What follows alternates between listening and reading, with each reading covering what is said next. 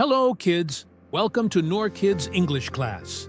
Hello बच्चों, नूर kids English class में खुश आमदीद। Today, we will learn some magic English words like hello and goodbye. आज हम कुछ जादू भरे इंग्लिश वर्ड सीखने वाले हैं, जैसे हेलो और good bye. When we meet someone, we say hello. जब हम किसी से मिलते हैं तो कहते हैं hello. Let's try it. Say hello. चलो ट्राई करते हैं। कहो hello. Hello, Manor. Hello Abu Huraira.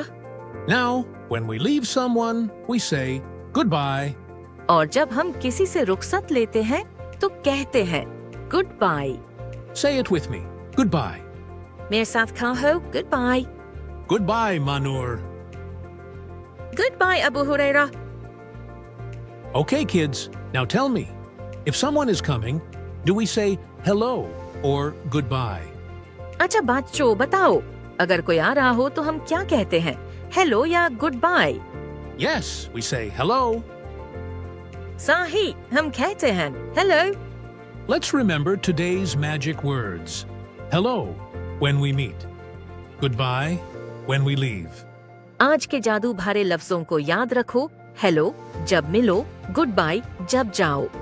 See you next time. Keep learning and don't forget to smile. अगली क्लास में हम सिखाएंगे What's your name और My name is।